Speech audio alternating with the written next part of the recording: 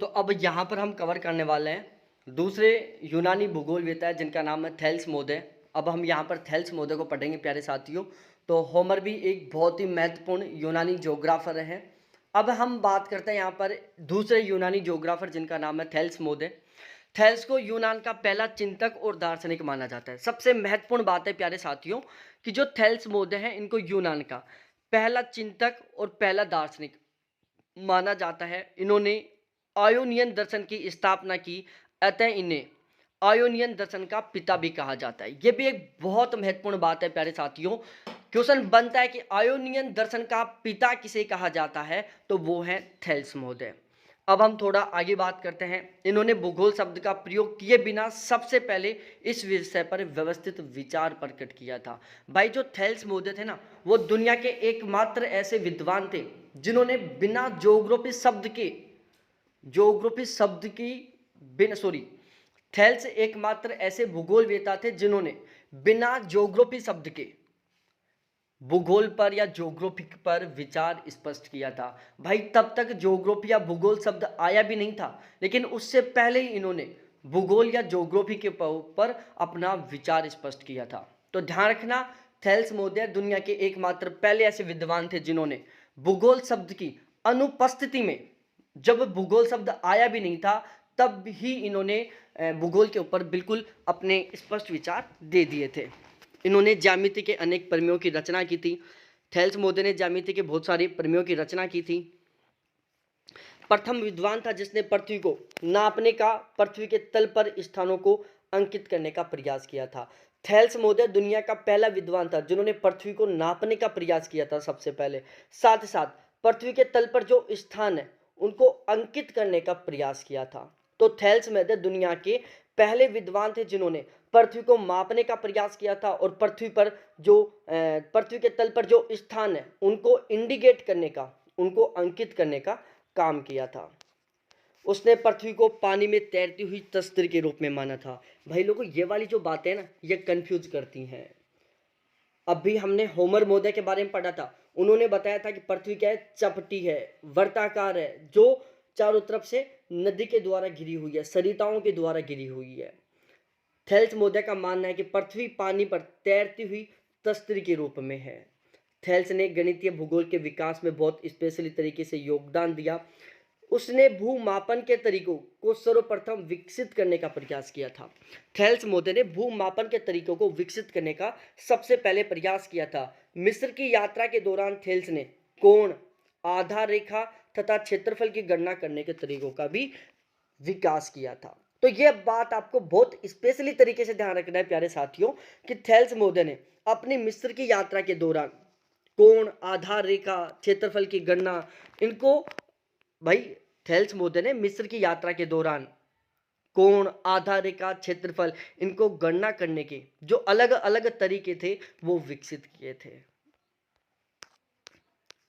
उसके बाद हम एनेक्सिमेंडर के बारे में बात करते हैं। भाई एनेक्सिमेंडर एक बहुत ही फेमस यूनानी ज्योग्राफर है। यहाँ से ऑलमोस्ट क्वेश्चन बन ही जाता है, इसलिए थेल्स को एनेक्सिमेंडर को बिल्कुल भी इग्नोर नहीं करना है। यूनानी इतिहासकारों द्वारा सर्वप्रथम विश्व का निश्चित पैमाने पर मानचित्र बनाने का श्रेय एनेक्सिमेंडर को ही दिया जाता है। सबसे प्यारी बात है प्यारे साथियों कि जो यूनान के इतिहासकार हैं, जो यूनानी भूगोलवेता हैं, उनका मानना है कि दुनिया का एक निश्चित पैमाने पर सबसे पहला मानचित्र एनेक्सिमेंडर के द्वारा ही बनाया गया था। यूनानी इतिहासकारों का मानना है कि एक निश्चित पैमाने पर विश्व का मानचित्र सबसे पहले एनेक्सिमेंडर के द्वारा ही बनाया गया था। इन्होंने बेबीलोन के एक यंत्र नोमोन का उपयोग किया। यह यंत्र एक सूर्य की घड़ी के समान होता है जिसकी सहायता से देशांतर निश्चित किए जा सकते हैं। भाई इन्होंने बेबीलोन के एक यंत्र नोमोन का प्रयोग किया था।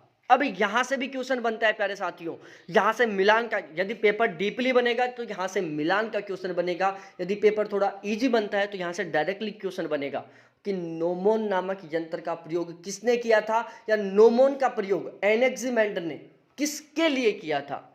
तो यहाँ पर दोनों बातें ध्यान रखनी है। नोमोन का प्रयोग एनेक्सिमेंडर ने किया था, किसके लिए किया था? देशांतरों को निश्चित करने के लिए किया था। वह प्रथम व्यक्ति था जिसने मापक के आधार पर विश्व का पहला मानचित्र बनाया। इसके पूर्व सुमेर वासियों ने 2700 ईसा पूर्व में अपने नगरों का चित्रात्मक मानचित्र बनाया था। भाई एनेक्सिमेंडर दुनिया का पहला विद्वान था जिसने मापक के आधार पर विश्व का मानचित्र बनाया था।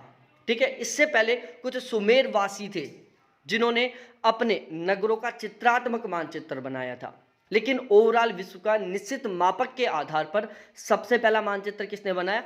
एनेक्सिमेंडर ने बनाया।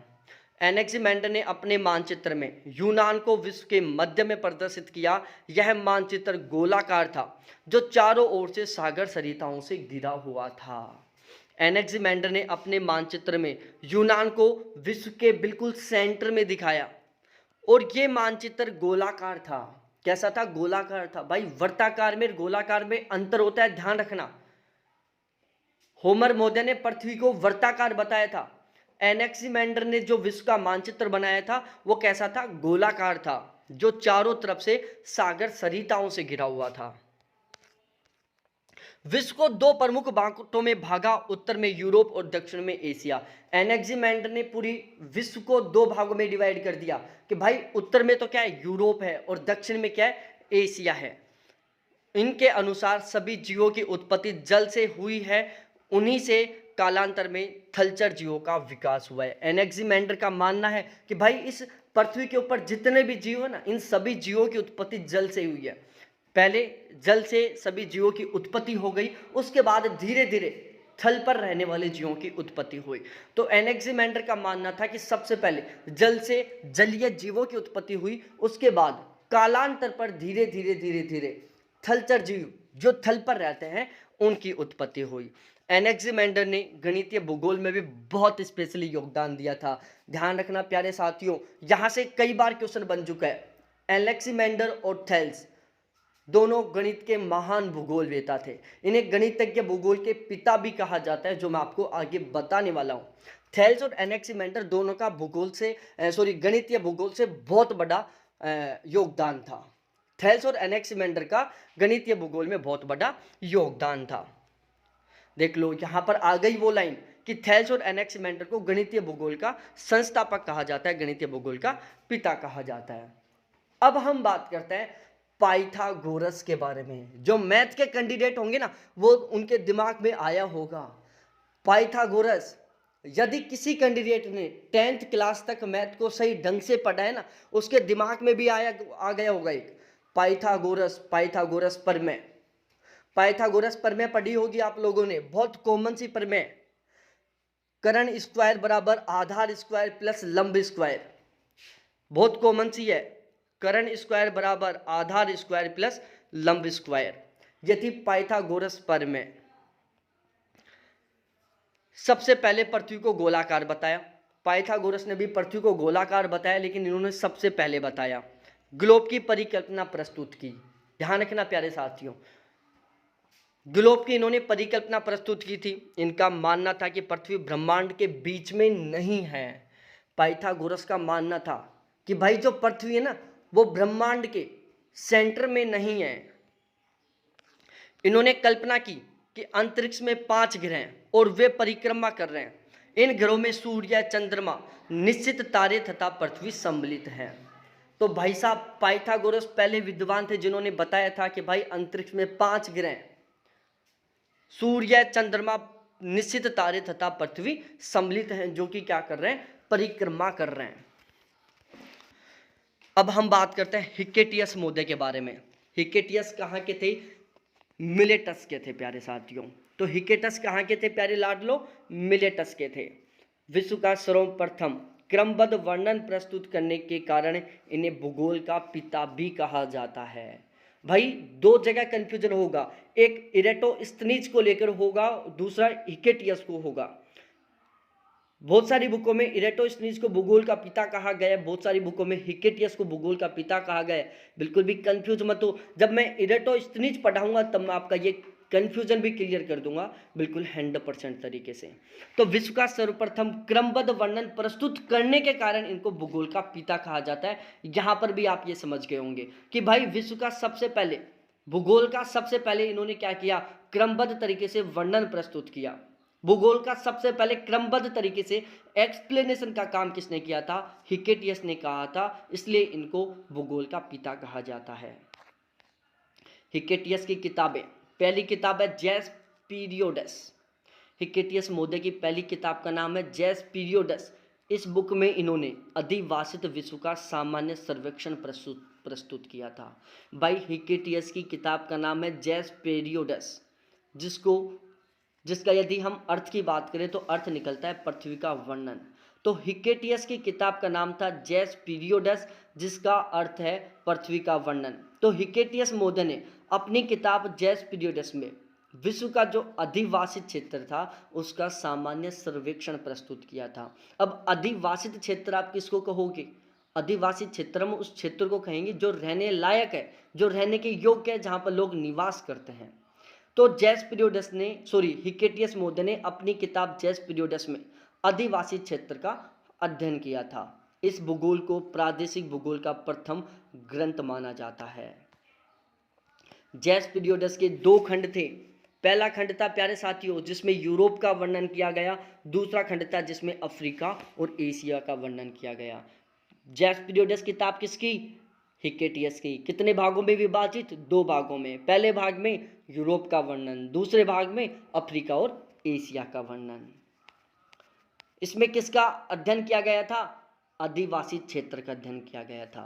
बाद में जेस पीरियोडस को पेरिप्लस या तटीय सर्वेक्षण भी कहा गया। तो ध्यान रखना, तटीय सर्वेक्षण पूछ ले, चाहे जेस पीरियोडस बोल दे, चाहे पेरिप्लस बोल दे, तीनों की तीनों किताबें किसकी हैं, हिकेटियस महोदय की हैं।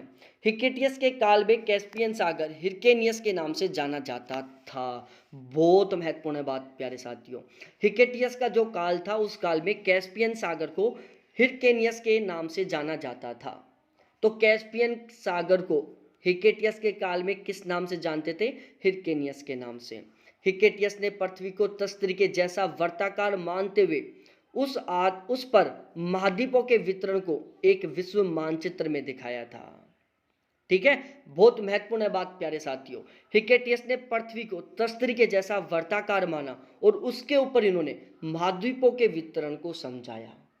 रिपीट कर रहा हूं, हिकेटियस महोदय ने पृथ्वी को तस्त्री के आकार की और वर्ताकार बताया और फिर उसके ऊपर उन्होंने महाद्वीपों का जो वितरण था उसको सही ढंग से समझाया।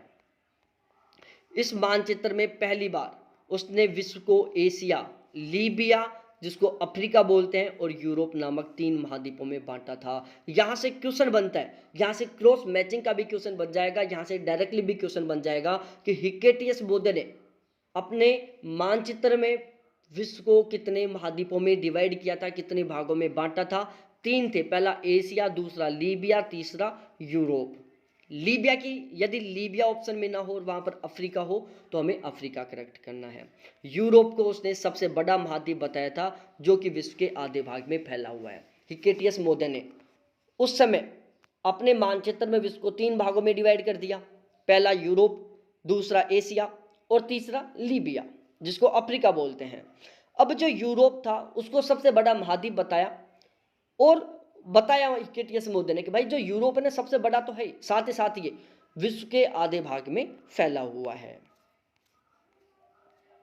अब हम बात करते हैं हेरोडोटस महोदय के बारे में। हेरोडोटस ये इतिहासकार भी थे और ये भूगोलवेता भी थे। बहुत महत्वपूर्ण बात है प्यारे साथियों कि जो हेरोडोटस महोदय था वो क्या क्या था, इतिहासकार भी था और एक भूगोलवेता भी था। इनको इतिहास का पिता कहा जाता है। हेरोडोटस महोदय को इतिहास का पिता कहा जाता है। इन्होंने ऐतिहासिक भूगोल के विकास में बहुत बड़ा योगदान दिया। इनके अनुसार किसी भी देश का इतिहास वहाँ के भूगोल पर आधारित है। हेरोडोटस महोदय का मानना है कि भाई आप किसी भी देश का इतिहास पढ़ो, वो किस पर डिपेंड करता है, वहाँ के भूगोल पर डिपेंड करता है।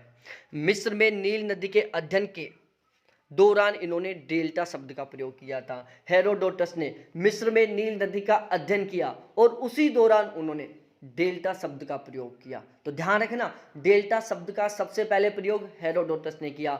मिस्र की यात्रा हेरोडोटस ने की। मिस्र में नील नदी का अध्ययन हेरोडोटस ने किया। मिस्र में नील नदी के अध्ययन के दौरान डेल्टा शब्द का प्रयोग हेरोडोटस ने किया।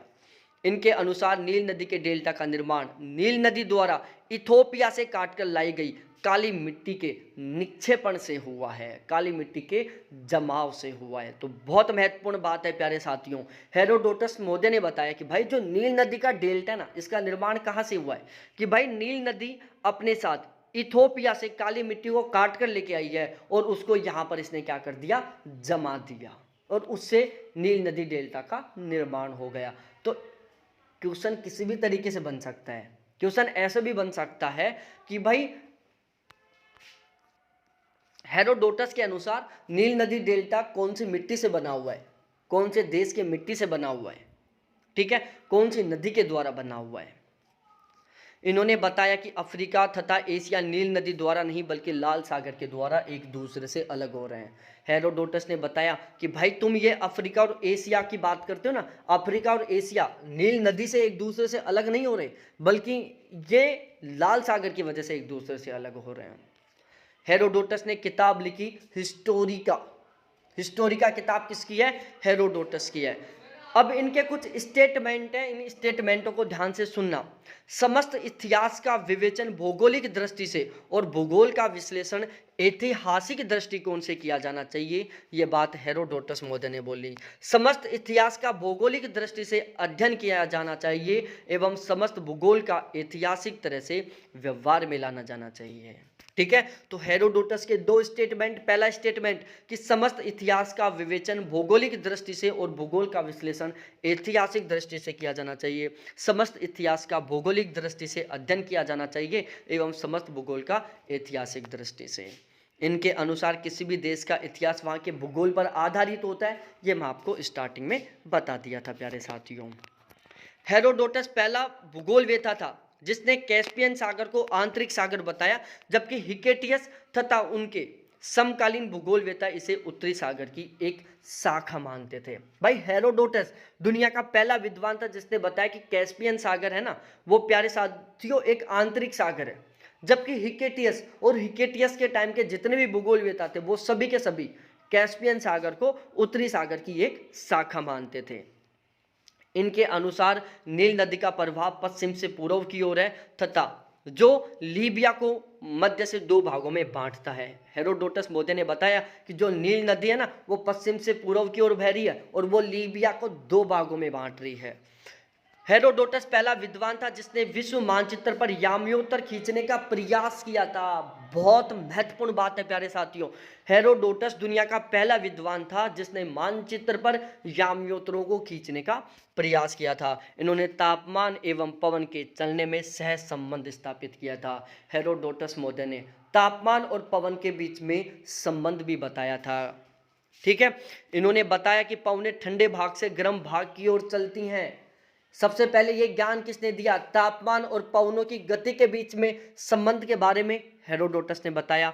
पवनें ठंडे भाग से गर्म भाग की ओर चलती हैं, हेरोडोटस ने बताया। हेरोडोटस ने घटना तथा पर्यावरण के संबंध पर बल दिया और इस प्रकार पर्यावरणवाद को विचारधारा को जन्म दिया। तो यहाँ से तो आप डायरेक्टली ये याद कर लो प्यारे साथियों कि पर्यावरणवाद की विचारधारा को जन्म किसने दिया था, हेरोडोटस ने। पर्यावरणवाद की विचारधारा किससे संबंधित है, हेरोडोटस से। यह पहला व्यक्ति था जिसने भारत का विस्तृत विवरण प्रस्तुत किया था। बहुत महत्वपूर्ण बात प्यारे साथियों कि हेरोडोटस दुनिया का एकमात्र विद्वान था जिसने भारत का बिल्कुल डिटेल से अध्ययन किया था। इन्होंने पहली बार बसे हुए भागों के लिए ओक्यूनेरे शब्द का प्रयोग किया था। हेरोडोटस ने पहली बार बसे हुए स्थानों के लिए ओक्यूनेरी शब्द का प्रयोग किया था। अब बसे हुए स्थानों का मतलब है वो स्थान जो निवास योग्य है, जहां पर लोग निवास करते हैं। इन्होंने डैन्यूब को विश्व की सबसे लंबी नदी बताई थी। हेरोडोटस महोदय ने डैन्यूब को या ईस्टर को विश्व की सबसे लंबी नदी बताई। हेरोडोटस पहला विद्वान था जिन्होंने विश्व को 3 महाद्वीपों में डिवाइड किया, यूरोप, एशिया और अफ्रीका, ठीक है। तो हेरोडोटस पहला विद्वान था जिसने विश्व को 3 महाद्वीपों में डिवाइड कर दिया, एशिया, अफ्रीका और यूरोप में। अब हम बात करते हैं प्लेटो महोदय के बारे में। तो ये हेरोडोटस समझ में आ गया होगा प्यारे साथियों। पूरी कोशिश करता हूँ कि मैं आपको बिल्कुल सिंपल लैंग्वेज में समझाऊं, जिससे कि आपको ये सारी बातें बिल्कुल ईजी तरीके से याद हो जाएं। बाकी याद तो आपको ही करना पड़ेगा। तो अब हम पढ़ते हैं प्लेटो महोदय के बारे में। यूनानी भूगोलवेता थे। प्लेटो की किताब का नाम है रिपब्लिक। क्या है? रिपब्लिक। इनका मानना था कि पृथ्वी चपटी नहीं है बल्कि गोलाकार या वलयाकार की है। अब दोनों देखो, यहाँ पर दोनों के दोनों इंग्लिश के शब्द याद करें, सेप्रिकल और इलिप्टिकल। दोनों के दोनों शब्दों को आपको बहुत अच्छे से याद रखना है। प्लेटो महोदय ने एक किताब छापी, उस किताब का नाम था रिपब्लिक। और प्लेटो महोदय ने बताया कि भाई जो पृथ्वी है ना वो चपटी नहीं है। पृथ्वी का आकार है या तो गोल आकार की है या फिर वलय के आकार की है। इंग्लिश में बोलते हैं जिसको हम सेप्रिकल या इलिप्टिकल। तो ये आपको बहुत अच्छे से ध्यान रखना है कि प्लेटो महोदय ने पृथ्वी के दो आकार बताए, या तो इलिप्टिकल हो सकती है या सेप्रिकल टाइप की हो सकती है। इन्होंने भू केंद्रित सिद्धांत पर जोर दिया एवं यह माना कि पृथ्वी अंतरिक्ष के केंद्र में है एवं सभी आकाशीय पिंड पृथ्वी की परिक्रमा कर रहे हैं। प्यारे लाडलो, ये भी बहुत महत्वपूर्ण बात है। प्लेटो महोदय ने माना कि भाई जो पृथ्वी है ना वो ब्रह्मांड अंतरिक्ष के बिल्कुल सेंटर में है, केंद्र में है, और जितने भी आकाशीय पिंड है वो सभी के सभी पृथ्वी के चारों तरफ क्या कर रहे हैं? राउंड लगा रहे हैं। प्लेटो का कथन था कि प्रत्येक वस्तु पूर्णता की ओर परिवर्तित होती है। प्लेटो महोदय का मानना था कि भाई इस दुनिया में जितनी भी वस्तु हैं वो कंप्लीट की ओर, पूर्णता की ओर क्या होती हैं? परिवर्तित होती हैं। उसके बाद हम अरस्तु महोदय के बारे में बात करते हैं।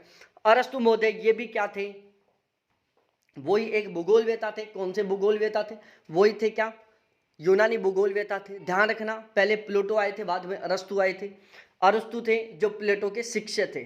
ठीक है, अरस्तु किसके शिष्य थे? प्लेटो के शिष्य थे। ये आपको ध्यान रखना है प्यारे साथियों। टेरेस्टिस ऑन द हेवन या मेट्रोलॉजिया, ये दो किताबें किसकी हैं? अरस्तु महोदय की है, जिसको हम एरिस्टोटिल भी बोलते हैं। अरस्तु को आप एरिस्टोटिल भी बोल सकते हो। और अरस्तु महोदय ने दो किताबें छापी। पहला है टेरेस्टिस ऑन द हेवन और दूसरी किताब का नाम है मैट्रियोलॉजिया। ठीक है, तो मैट्रियोलॉजिया और टेरेस्टी ऑन द हेवन, ये दो किताबें हैं अरस्तु महोदय की। और अरस्तु महोदय किसके शिष्य थे? प्लेटो के शिष्य थे। तो पहले कौन आया? प्लेटो आया, उसके बाद कौन आए? अरस्तु आए। क्योंकि यहाँ से क्वेश्चन बनता है भाई। आजकल एक क्वेश्चन तो कालानुक्रम का आने लग गया। 4 ज्योग्राफर के नाम लिख देगा, उनको सही ढंग से उनके काल के अनुसार व्यवस्थित करवाएगा। तो ऑलमोस्ट आपको प्लेटो और अरस्तु शब्द तो देखने को मिलेगा ही। पहले प्लेटो है, उसके बाद अरस्तु है। अब मेट्रोलॉजिया जो इनकी किताब थी, इसमें उन्होंने ब्रह्मांड दर्शन और प्राकृतिक दर्शन शास्त्र का बिल्कुल डिटेल से क्या किया था? एक्सप्लेनेशन किया था। तो मेट्रोलॉजिया किताब में अरस्तु महोदय ने ब्रह्मांड दर्शन और प्राकृतिक दर्शन शास्त्र का बिल्कुल फुल डिटेल से एक्सप्लेनेशन किया था। अरस्तु ने विशेष तथ्यों के आधार पर सामान्य सिद्धांतों का निरूपण किया। अरस्तु महोदय ने विशेष तथ्यों के आधार पर सामान्य सिद्धांतों का निरूपण किया।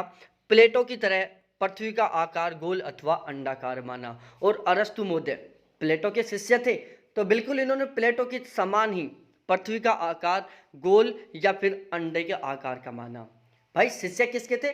प्लेटो के थे। तो अरस्तु ने प्लेटो के शिष्य होने की वजह से पृथ्वी का आकार कैसा मान लिया? गोल मान लिया या अंडे के आकार का मान लिया। अरस्तु ने तापमान के आधार पर पूरी पृथ्वी को 3 ताप कटिबंधों में विभाजित किया। अरस्तु महोदय ने तापमान के आधार पर पृथ्वी को 3 ताप कटिबंधों में विभाजित किया, जिसमें एक आता है उष्ण कटिबंध, दूसरा शीतोष्ण कटिबंध और तीसरा शीत कटिबंध। क्वेश्चन बनता है यहां से कि अरस्तु महोदय ने तापमान के आधार पर पृथ्वी को कितने कटिबंधों में विभाजित किया? 3, उष्ण कटिबंध, शीतोष्ण कटिबंध और शीत कटिबंध। इन्होंने बताया कि अत्यधिक शीत तथा अत्यधिक गर्म खंड मानव बसाव के लिए अनुकूल नहीं हैं। अरस्तु महोदय ने बताया कि जो बहुत ठंडे स्थान और जो बहुत गर्म स्थान है ना, वो रहने योग्य नहीं है। बहुत ठंडे स्थान और बहुत गर्म स्थान है जो रहने योग्य नहीं है। उसके बाद हम थियोफ्राटस महोदय के बारे में बात करते हैं। अरस्तु के शिष्य थियोफ्राटस ने वनस्पति तथा जलवायु के संबंधों का परखा और जलवायु विज्ञान में विशेष रुचि दिखाई। अब देखो, थियोफ्राटस महोदय कौन थे? अरस्तु के शिष्य थे। अब क्रम बन गया। प्लेटो, प्लेटो के शिष्य अरस्तु, अरस्तु के शिष्य थियोफ्राटस महोदय। थियोफ्राटस महोदय कौन थे? अरस्तु के शिष्य थे।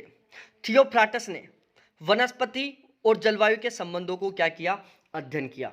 तो वनस्पति और जलवायु के संबंधों का अध्ययन किसने किया? थियोफ्राटस महोदय ने किया। इन्होंने मैसिडोनिया के मैदान, समीपवर्ती पर्वतों और क्रीट द्वीपों की वनस्पति का तुलनात्मक अध्ययन किया और वनस्पति भूगोल की नींव डाली। आ गया ना नया क्वेश्चन, वनस्पति भूगोल की नींव किसने डाली थी? थियोफ्राटस महोदय ने। इसलिए हम कह सकते हैं ना कि वनस्पति भूगोल का पिता कौन है? थियोफ्राटस महोदय। थियोफ्राटस महोदय कौन है? वनस्पति भूगोल के पिता हैं। यदि डीपली क्वेश्चन बनेगा तो यहां से बनेगा कि मैसेडोनिया के मैदान, समीपवर्ती पर्वतों और क्रीट द्वीप की वनस्पति का तुलनात्मक अध्ययन करने का श्रेय किसको दिया जाता है? वो है थियोफ्राटस महोदय। उसके बाद हम बात करते हैं इरेटोस्थनीज के बारे में। जन्म कहां पर हुआ था इनका? लीबिया में। एक बहुत ही फेमस यूनानी भूगोलवेता थे ये, गणितज्ञ थे ये, खगोल शास्त्री थे ये। अब प्यारे साथियों, आप सोच रहे होंगे कि सर आप ये क्यों बता रहे हो कि ये खगोल शास्त्री थे, गणितज्ञ थे, ये समाजशास्त्री थे। भाई आजकल यहां से भी क्वेश्चन बनने लग गया, स्टेटमेंट टाइप का क्वेश्चन बनाएगा। इरेटोस्थनीज के संबंध में कौन कौन से कथन ठीक है, नीचे 5 स्टेटमेंट लिख देगा, जिसमें एक स्टेटमेंट होगा कि इरेटोस्थनीज एक बहुत ही प्रसिद्ध फ्रांसीसी गणितज्ञ थे, या हो सकता है इरेटोस्थनीज एक बहुत ही प्रसिद्ध यूनानी भूगोलविद थे, हो सकता है कि इरेटोस्थनीज एक बहुत ही प्रसिद्ध जलवायुविद थे। जब आपको पता होगा कि इरेटोस्थनीज था कहाँ का, ये कैसा था, खगोलविद था, खगोल शास्त्री था, या फिर ये गणितज्ञ था, यह पता होना चाहिए। इसने थेल्स के द्वारा स्थापित गणितीय परंपरा को आगे बढ़ाया। थेल्स ने जो गणितीय परंपरा बनाई थी उसको आगे बढ़ाने का काम किसने किया? इरेटोस्थनीज ने किया। इरेटोस्थनीज ने सिकंदरिया के प्रसिद्ध म्यूजियम के पुस्तकालय के अध्यक्ष थे। तो सिकंदरिया का जो फेमस म्यूजियम था उसके पुस्तकालय का अध्यक्ष कौन था? इरेटोस्थनीज था। टोलमी के द्वारा इन्हें अलेक्जेंड्रिया की पुस्तकालय का प्रधान भी नियुक्त किया गया। तो यहां से यदि डीपली पेपर बनेगा तो यहां से क्वेश्चन बनेगा कि अलेक्जेंड्रिया की पुस्तकालय का प्रधान टोलमी के द्वारा किसे नियुक्त किया गया था? इरेटोस्थनीज को नियुक्त किया गया था। क्या बनेगा कि टोलमी के द्वारा अलेक्जेंड्रिया के पुस्तकालय का प्रधान किसको नियुक्त किया गया? इरेटोस्थनीज को। भूगोल को एक अलग अध्ययन शास्त्र के रूप में स्थापित करने का श्रेय भी इरेटोस्थनीज को ही दिया जाता है। यह पहला वैज्ञानिक भूगोलवेता माना जाता है जिसने विषुवत रेखा की लंबाई अत्यंत शुद्ध व सही ढंग से निर्धारित की थी। यहां से बनेगा प्यारे साथियों क्वेश्चन कि भूमध्य रेखा की लंबाई का अत्यंत शुद्ध व सही ढंग से निर्धारण किसने किया था? इरेटोस्थनीज ने किया था सबसे पहले, बाद में तो बहुत ने किया था। इन्होंने देसी यंत्र नोमेन की सहायता से विषुवत रेखा की सही लंबाई का मापन किया था। नोमोन के माध्यम से विषुवत रेखा की सही लंबाई का निर्धारण किसने किया? इरेटोस्थनीज ने किया। अब इरेटोस्थनीज ने भूमध्य रेखा की लंबाई का सही ढंग से व्यवस्थित तरीके से शुद्ध मापन किया। तो इन्होंने विषुवत रेखा की लंबाई का मापन 2 तरीके से किया। पहला, पृथ्वी की परिधि से विषुवत रेखा की लंबाई है 25,000 मील, ध्रुवों से होकर पृथ्वी की परिधि की लंबाई है 25,860 मील। दोनों बातें ध्यान रखना भाई, विषुवत रेखा की लंबाई पृथ्वी की परिधि से होकर है 25,000 मील और ध्रुवों से होकर है 25,860 मील। दोनों बातें आपको बहुत स्पेशली तरीके से याद रखना है। इरेटोस्थनीज ने पृथ्वी से सूर्य और चंद्रमा की दूरी को भी निर्धारित करने का प्रयास किया। भाई पृथ्वी से सूर्य कितनी दूर है, पृथ्वी से चंद्रमा कितनी दूर है, इसकी जो डिस्टेंस है उसको निर्धारित करने का काम भी इरेटोस्थनीज ने किया। और इन्होंने बताया कि भाई पृथ्वी से जो चंद्रमा है ना वो 7,80,000 स्टेडिया दूर है, जबकि पृथ्वी से जो सूर्य है वो 40 लाख स्टेडिया दूर है। ठीक है, स्टेडिया क्या थी? एक दूरी को मापने का क्या था? एक इकाई थी। क्वेश्चन आ सकता है आगे, क्वेश्चन आ जाएगा कि स्टेडिया, मिलान का क्वेश्चन बनने का बहुत ज्यादा चांस है इस स्टेडिया शब्द से। 4 शब्द लिख देगा, सामने उनकी विशेषता लिख देगा, उसमें एक शब्द होगा स्टेडिया और यहां पर लिख देगा दूरी का मापन या दूरी का मापक, फिर मिलान करवाएगा प्यारे साथियों। तो इरेटोस्थनीज के द्वारा जो दूरी मापी गई थी स्टेडिया में मापी गई थी सूर्य और चंद्रमा के बीच की। तो स्टेडिया क्या है? दूरी के मापक की इकाई है। इरेटोस्थनीज ने सबसे पहले ज्योग्राफिया शब्द का प्रयोग किया। इरेटोस्थनीज को भूगोल का जनक कहा जाता है। इनको हम जियोडेसी या भूगणित का संस्थापक भी माना जाता है। अब मैंने आपको एक बात बोली थी हिक्केटियस, जब मैं आपको पढ़ा रहा था तब, कि भूगोल का क्रमबद्ध तरीके से अध्ययन करने की वजह से, भूगोल का एक क्रमबद्ध तरीके से अध्ययन करने की वजह से हिक्केटियस को भूगोल का पिता कहा जाता है, जबकि ओवरऑल ज्योग्राफी का पिता इरेटोस्थनीज को कहा जाता है। यदि क्वेश्चन आता है कि भूगोल का व्यवस्थित या क्रमबद्ध तरीके से अध्ययन किसने किया, हिक्केटियस ने किया। हिक्केटियस महोदय ने भूगोल का क्रमबद्ध तरीके से अध्ययन किया और इसी कारण इनको भूगोल का पिता कहा जाता है। यदि क्वेश्चन आता है कि भूगोल का पिता कौन है, और ऑप्शन ए होता है हिक्केटियस और ऑप्शन बी होता है इरेटोस्थनीज, तो ध्यान रखना प्यारे साथियों, ऐसे हालात में सही आंसर होगा इरेटोस्थनीज, ना कि हिक्केटियस। ठीक है, जियोडेसी भूगणित का पिता भी इरेटोस्थनीज है। इरेटोस्थनीज ने भूगोल के क्षेत्र में 3 सबसे बड़े काम किए प्यारे साथियों। इरेटोस्थनीज ने भूगोल के क्षेत्र में 3 सबसे बड़े काम किए। पहला, पृथ्वी की परिधि का मापन किया था ना, अब भी मैंने बताया, याद करो। इन्होंने पृथ्वी की परिधि का मापन, विषुवत रेखा का मापन इन्होंने किस तरीके से किया था, परिधि के अकॉर्डिंग भी किया था और ध्रुवों के अकॉर्डिंग भी किया था। तो इरेटोस्थनीज के भूगोल में 3 सबसे बड़े योगदान, पहला पृथ्वी की परिधि का आकलन करना, दूसरा निवासीय जगत का मानचित्रण बनाना और तीसरा निवासीय जगत का विवरण करना। अक्षांश एवं देशांतरों को मानचित्र पर उसने पहली बार खींचकर निश्चित दिशा प्रदान की। भाई, अक्षांश और देशांतरों को मानचित्र पर खींचकर सबसे पहले दिशा निर्धारित करने का काम भी इरेटोस्थनीज ने किया था। भाई, देशांतर ऐसे होते हैं, अक्षांश ऐसे होते हैं। हो सकता है कि अक्षांश ऐसे होते, देशांतर ऐसे होते, लेकिन ये किसने निर्धारित किया कि उत्तर से दक्षिण की ओर देशांतर होते हैं, पूर्व से पश्चिम की ओर अक्षांश होते हैं? ये सबसे पहले निर्धारित किया था इरेटोस्थनीज महोदय ने। इन्होंने भारतीय उपमहाद्वीप की आकृति समचतुर्भुजीय बताई थी। भाई प्यारे लाडलो, इरेटोस्थनीज ने पृथ्वी की जो आकृति थी, सॉरी, भारतीय उपमहाद्वीप की जो आकृति थी वो कैसे बताई थी? समचतुर्भुजीय बताई थी। अब समचतुर्भुजीय क्या होता है ये मैं समझा देता हूं। ये होता है समचतुर्भुजीय जिसकी चारों भुजाएं बिल्कुल समान होती हैं। ठीक है, समचतुर्भुजीय क्या होता है? जिसकी चारों भुजाएं समान होती है, जैसे ये इसके बराबर हो, ये इसके बराबर हो, तो समचतुर्भुजीय वो चतुर्भुज होता है जिसकी चारों की चारों भुजाएं समान होती हैं। तो इरेटोस्थनीज ने बताया कि भाई भारतीय उपमहाद्वीप है वो चतुर्भुज के आकार का है। इरेटोस्थनीज ने एक किताब छाप दी, उस किताब का नाम था जियोग्राफिका। ध्यान रखना, शब्दों पर स्पेशली तरीके से फोकस रखना है। जियोग्राफिका किताब किसकी है? इरेटोस्थनीज की है। इन्होंने अपनी किताब जियोग्राफिका में अधिवासित क्षेत्र इक्यूमेनी का वर्णन किया था। इक्यूमेनी को हिंदी में क्या कहते हैं? अधिवासी क्षेत्र कहते हैं। अधिवास का मतलब क्या होता है? वो क्षेत्र जहां पर लोग निवास करते हैं। एक आदिवासी क्षेत्र होता है, एक आदिवासी क्षेत्र होता है। आदिवासी क्षेत्र वो होता है जो रहने के लिए योग्य होते हैं, जहां पर लोग रहना पसंद करते हैं। तो इरेटोस्थनीज ने अपनी किताब ज्योग्राफिका में अधिवासित इक्यूमेनी का बिल्कुल अच्छे से डिटेल से वर्णन किया। अब प्यारे साथियों, यहां फिर आपके कंफ्यूजन पैदा होगा पेपर में। इरेटोस्थनीज ने पूरी पृथ्वी को 5 कटिबंधों में विभाजित कर दिया, जबकि अरस्तु महोदय ने पूरे कटिबंध को 3 में विभाजित किया था। मैं याद करने का तरीका बता देता हूं, जहां तक है कंफ्यूज तो कम क्लियर हो जाएगा आपका कम से कम। अरस्तु महोदय ने ताप कटिबंध के आधार पर पृथ्वी को 3 भागों में विभाजित किया। इरेटोस्थनीज महोदय ने पृथ्वी को टोटल 5 भागों में विभाजित किया। अब प्यारे साथियों, अरस्तु ऐसे लिखते हैं ना, अरस्तु कैसे लिखते हैं? अरस्तु ने ताप कटिबंध के आधार पर 3 भागों में विभाजित किया। अब भाई इस 3 के यदि हम थोड़ा सा डंडा जोड़ दें तो ए बन जाएगा ना। तो 3 की जो आकृति है वो ऐसे मिलती जुलती है। 3 की जो आकृति है वो ऐसे मिलती जुलती है, इसलिए अरस्तु महोदय ने 3 ही भागों में बांटा था।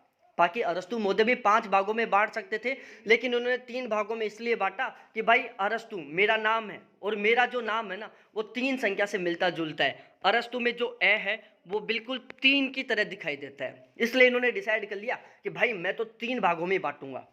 मेरा नाम से हो जाएगा लिंक, ठीक है। ये खुद को पॉपुलर साबित करना चाहते थे, इसलिए उन्होंने ऐसा डिसीजन ले लिया। अरस्तु महोदय सिंपल थे, उन्होंने सोचा यार मेरे नाम से तो कोई अक्षर नहीं बन रहा, भाई आप ई से कौन सा अक्षर बनाओगे, इसलिए इन्होंने सोचा कि भाई मैं तो 5 भागों में बांट देता हूँ।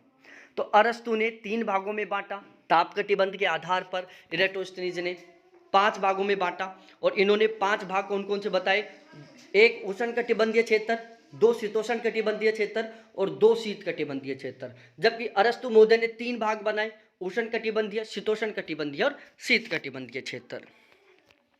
पृथ्वी की आकृति को पूर्णतः गोलाकार माना था इरेटोस्थनीज महोदय ने। नील नदी के पश्चिम में निवास करने वाले न्यूबियंस का उल्लेख करने वाला प्रथम विद्वान था इरेटोस्थनीज। ध्यान रखना प्यारे साथियों, नील नदी का अध्ययन किया हेरोडोटस महोदय ने, मिस्र नदी का अध्ययन किया, मिस्र का अध्ययन किया हेरोडोटस ने। इथोपिया की मिट्टी से नील नदी डेल्टा का निर्माण हुआ है, किसने बताया, इरेटोस्थनीज ने। तो ये बातें आपको बहुत ही अच्छे तरीके से याद करनी है प्यारे साथियों। नील नदी के पश्चिम में निवास करने वाले न्यूबियंस का उल्लेख करने वाला इरेटोस्थनीज क्या था, पहला विद्वान था। ये बात आपको बहुत ही अच्छे से याद करनी है प्यारे साथियों। इन्होंने कैस्पियन सागर को उत्तरी महासागर की एक भुजा बताई थी। कैस्पियन सागर को आंतरिक सागर किसने बताया, कमेंट करके बताओ अब भी कि कैस्पियन सागर को आंतरिक सागर किसने बताया था। कैस्पियन सागर को उत्तरी सागर की शाखा तो किसने बता दी, इरेटोस्थनीज ने बता दी। लेकिन अब आप बताओ, मैंने अभी पढ़ाया था आपको कि कैस्पियन सागर को आंतरिक सागर किसने बताया था। इन्होंने विश्व का विस्तार उत्तर से दक्षिण की तुलना में पश्चिम से पूर्व की ओर ज्यादा माना। इन्होंने बताया कि जो भाई विश्व है ना, उत्तर दक्षिण की तुलना में पूर्व पश्चिम में ज्यादा फैला हुआ है।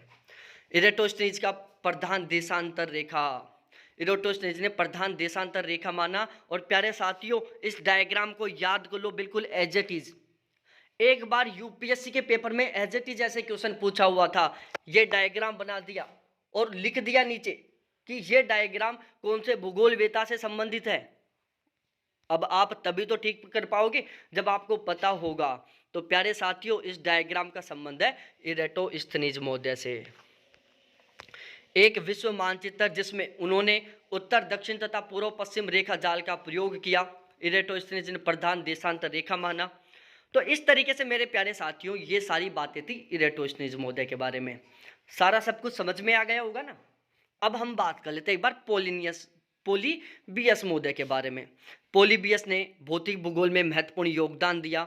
इसने नदियों द्वारा अपर्दन की क्रिया का अध्ययन किया तथा बताया कि किस प्रकार नदियां अपनी घाटी का विकास करती हैं। नदियां अपनी घाटी का विकास किस तरीके से करती हैं, ये किसने बताया, पोलिबियस महोदय ने बताया।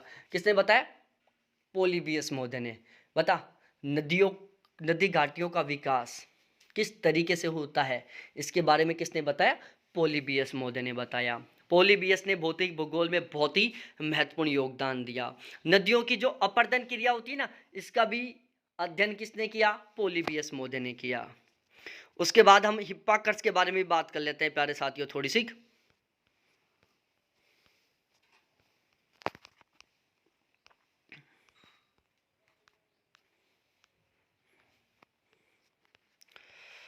अब हिप्पार्कस को पढ़ेंगे कल वाली क्लास में। कल से हम कोशिश करेंगे 2 क्लास लेने की प्यारे साथियों, ठीक है। और अगली 6-7 दिन में मैं थॉट को कंप्लीट करवा दूंगा और फिर बताना हमें नेक्स्ट कौन सी यूनिट शुरू करनी चाहिए, ठीक है। बाकी आज भी दूसरी क्लास आ सकती है, इसकी भी पूरी संभावना है। बहुत बहुत धन्यवाद आपको देखने के लिए। थैंक्स बाय मेरे प्यारे साथियों।